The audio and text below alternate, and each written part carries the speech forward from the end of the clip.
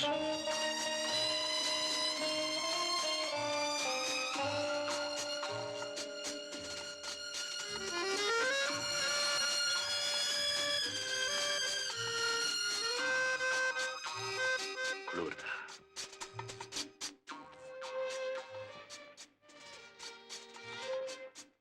பசிக்குதா? வேற எப்படி இருக்கு?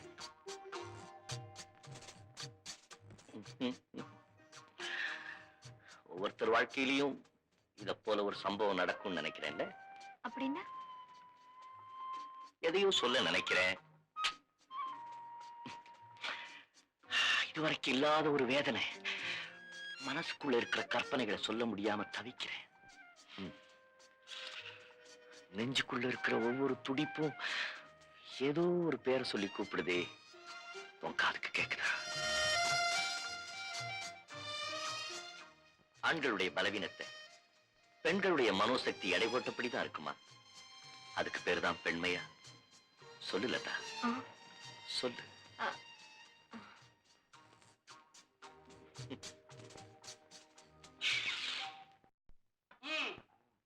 அடிங்க தர.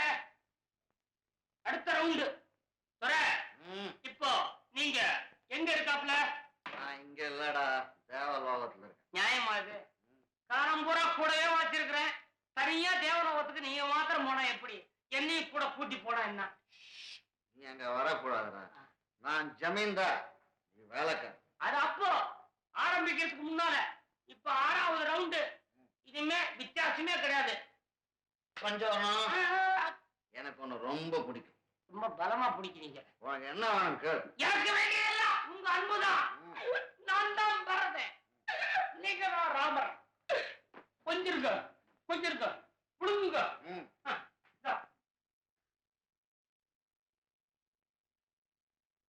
கும்பிடுறே.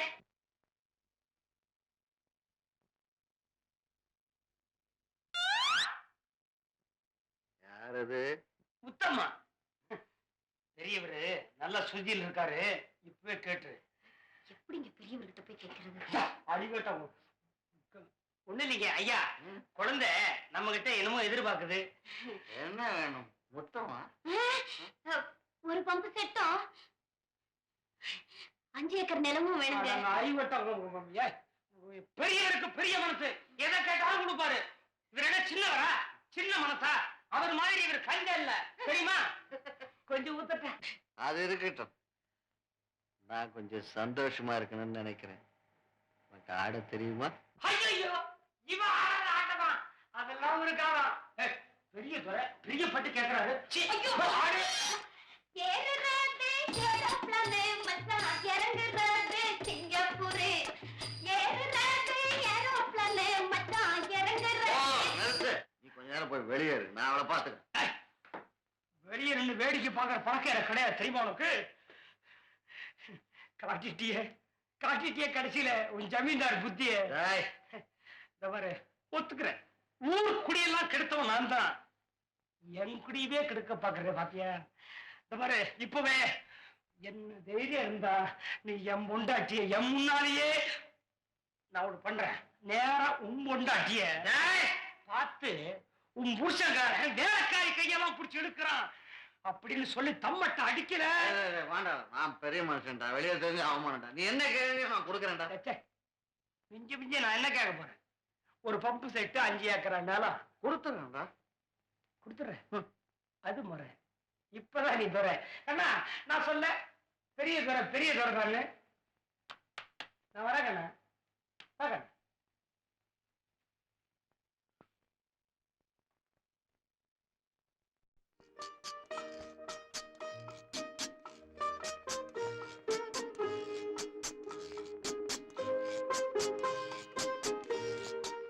வசந்த மாளிகை.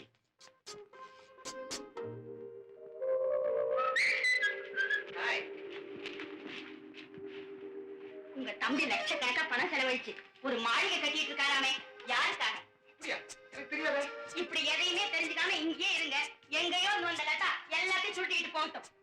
என்னங்க, நம்ம கௌரிய ஆனந்துக்கு கல்யாணம் செஞ்சு வைக்கணும்னு உங்க அம்மா ஆசைப்படுறாங்கல்ல? அம்மாவுக்கு மட்டும் ஆசை இருந்தா போதுமா? நீதான் அவனை அன்னைக்கு அவமானப்படுத்தி அனுப்பிட்டியே. இப்ப அவன் இதுக்கு சம்மதிப்பானா?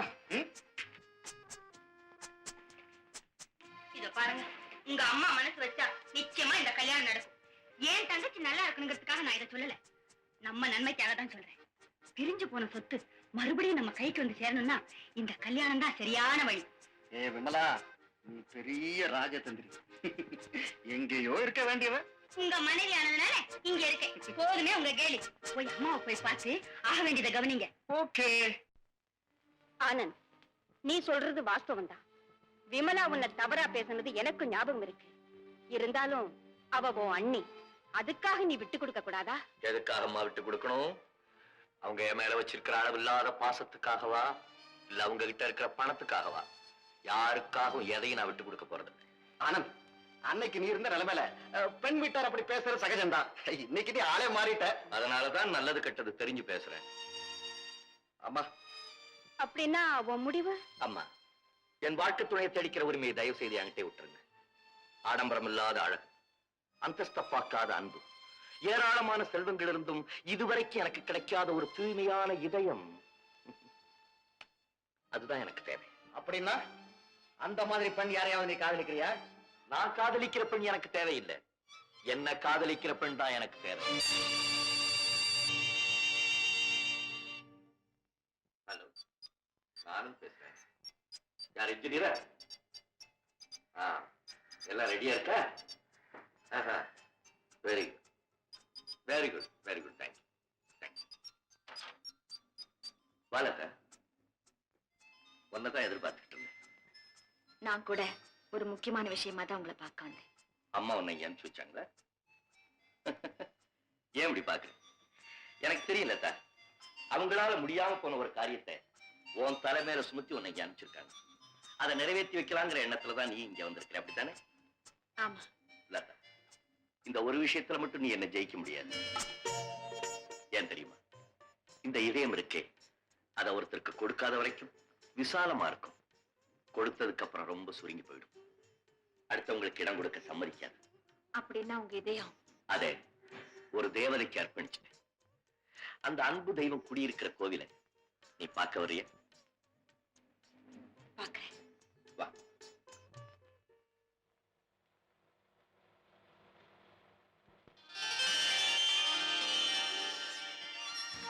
பார் பார்.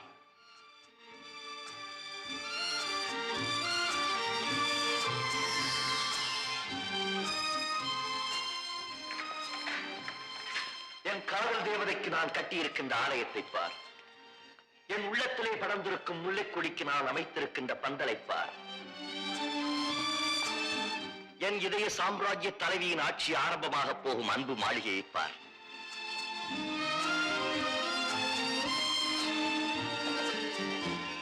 என் கண்களை திறந்துவிட்ட காதல் தெய்வம் காலமெல்லாம் கழித்திருக்க நான் கட்டிய வசந்த மண்டபத்தை பார். வானத்து நிலா நீராட இறைவன் மேகத்தை படைத்தான். என் வாழ்வின் நிலா நீராட நான் இந்த பொய்கையை படைத்தேன். இது இறந்து போன ராணிக்காக கட்டப்பட்ட தாஜ்மஹால் அல்ல, உயிரோடு இருக்கும் என் காதலிக்காக கட்டப்பட்ட வசந்த மாளிகை. இது சமாதி அல்ல, சந்நிதி. ஆண்டவன் மட்டும் எனக்கு பறக்கும் சக்தியை கொடுத்திருந்தால் ஆகாயத்திலே மின்னிக் கொண்டிருக்கும் அத்தனை நட்சத்திரங்களையும் எடுத்து வந்து இங்கே தோரணம் கட்டி தொங்க விட்டிருப்பேன். வானத்து நிலவை பறித்து வந்து இந்த வசந்த மாளிகைக்கு வண்ண விளக்காக அமைத்திருப்பேன். என்ன செய்வது? எனக்கு அந்த சக்தி இல்லையே, சக்தி இல்லையே. என்ன பார்க்கிறாய்? இந்த அளவுக்கு உங்கள் இதயத்திலே குடிகொண்டிருக்கும் அந்த பாக்கியவதி எங்கே என்று பார்க்கிறேன். அவளை பார்க்க வேண்டுமா? வா என்னோடு.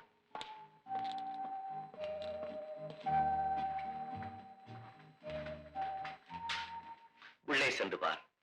அங்குதான் என் இதயம் இருக்கிறது, அவளும் இருக்கிறாள். நீ திரும்புகின்ற திசையெல்லாம் அவள் திருவுருவந்தான் காட்சியளிக்கும்.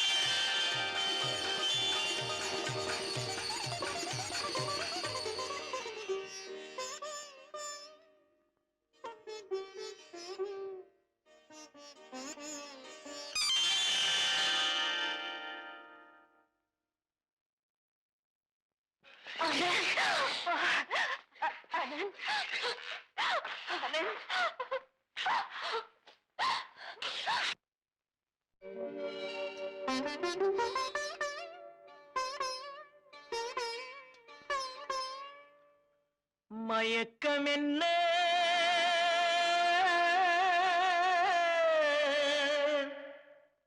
இந்த மௌனம் என்ன மணி மாளிகை தான் கண்ணே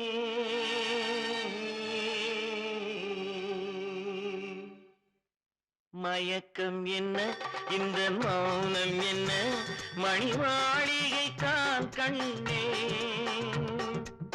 தயக்கம் என்ன இந்த சலனம் என்ன அந்த காணிக்கை தான் கண்ணே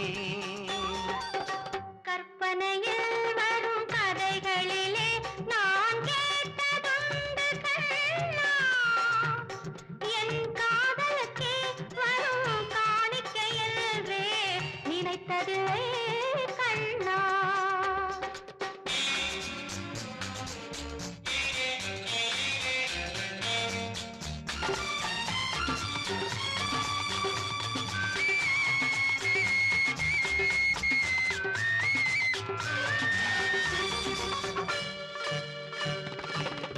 போலே ஒரு பொன்னூஞ்சல் அதில் தேவதை போலே நீ ஆட பூவாடை வரும் மேனியிலே உன் புன்னகை இதழ்கள் விளையாட கார்காலம் என விரிந்த கூந்தல் கன்னத்தின் மீதே கோலமிட கைவளையும் மைவிழியும் கட்டி அணைத்து கவி பாட மயக்கம் என்ன இந்த மௌனம் என்ன மணி மாளிகை தான் கண்ணே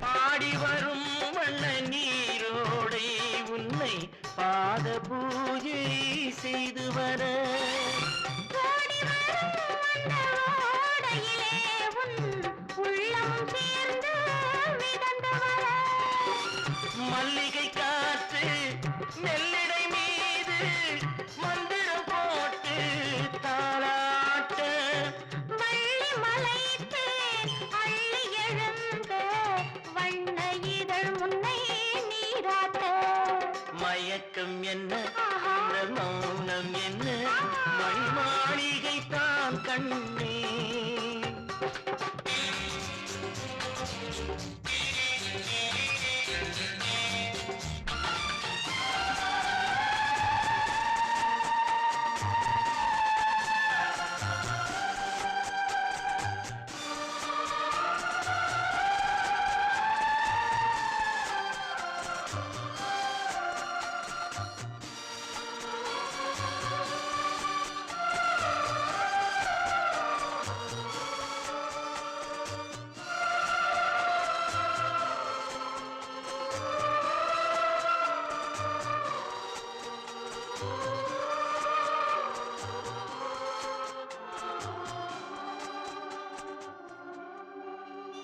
அன்னத்தை தொட்ட கைகளினால் மது கிண்ணத்தை இனி நான் தொடமாட்டேன் கன்னத்தில் இருக்கும் கிண்ணத்தை எடுத்து மது வருந்தாமல் விடமாட்டேன் உன்னையல்லால் ஒரு பெண்ணை இனி நான் உள்ளத்தினாலும் தொடமாட்டேன் உள்ளம் இருப்பது என்னிடமே அதை உயிர் போனாலும் தரமாட்டேன் மயக்கம் என்ன இந்த மௌனம் என்ன மணி மாளிகை தான் கண்ணே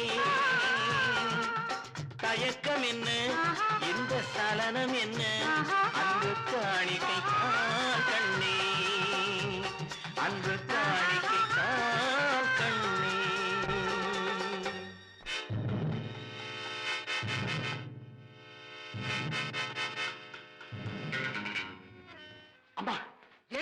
என்னால் நம்ப முடியல.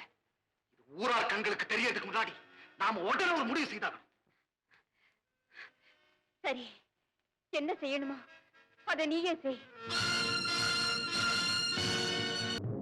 பூஜை அறையில அம்மன் கழுத்திருந்த வைரமாலை எப்படி திடீர்னு காணாம போகும்? எத்தனையோ தலைமுறையா எங்க வம்சத்துக்கு கவசம் போல இருந்த அந்த தெய்வத்தோட வைரமாலை அது இப்ப காணாம போயிருக்குன்னா இந்த ஜமீனுக்கே ஏதோ விபரீதம் நடக்க போகுதுன்னு தான் அர்த்தம். அதை நான் தடுத்தே தீருவேன். யாரோ நல்லா தெரிஞ்சவங்க அதை திட்டம் போட்டு திருடிருக்காங்க.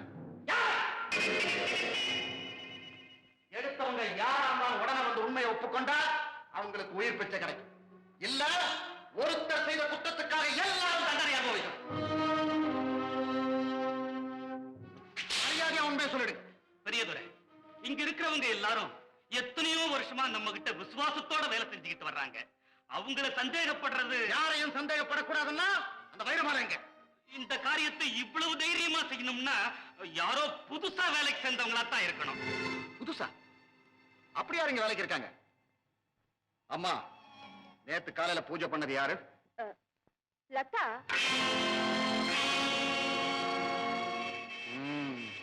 I see. எதுக்கு? என்னமோ விசாரிக்கணுமா, அவசரமா கூட்டி வர சொன்னார். சின்னதுரை எங்க இருக்காரு? அநேகமா அவரும் அங்கதான் இருக்கணும். லதாவா? நோ நோ, அவர் நிச்சயமா இந்த காரியத்தை செய்திருக்கவே மாட்டான். அரண்மனையில எவ்வளவு பேர் வேலை செய்யறாங்க, எதுக்காக லதா பேர்ல மட்டும் சந்தேகப்படுறீங்க? அவன் நமக்கு செய்திருக்கிற நன்மை எல்லாம் மறந்துட்டீங்களா? அவ ஒண்ணும் லாபம் இல்லாம இங்க வேலை செய்யல. அது சரி, லதாவை நேர்ல கூப்பிட்டு விசாரிச்சீங்களா? விசாரிக்க வேண்டிய பொறுப்பை விஜயகுமார் ஏத்துக்கிட்டான். யாரு? அண்ணனா? ஆமா. அப்படின்னா நிச்சயமா நல்ல தீர்ப்பு கிடைக்காது. நானே நேர்ல போறேன். சின்னதுரை, வாங்கம்மா, என்ன வேணும்? லதா பெட்டையில இந்த வைரமாலை இருந்தது. இதை பார்த்ததும் அரண்மனை நகைன்னு தெரிஞ்சது. ஒருவேளை லதா இதை எங்களுக்கு காட்டலான்னு கொண்டு வந்திருக்கலாம். மறந்து வச்சுட்டு வந்துட்டா போல இருக்கு. கொடுத்துட்டு போலான்னு வந்தேங்க. இந்தாங்க, நான் வரேங்க. ஆனந்த், இப்ப என்ன சொல்றேன்? நிரபராதி மேல வீண்படி சுமத்துறதா சொன்னியே,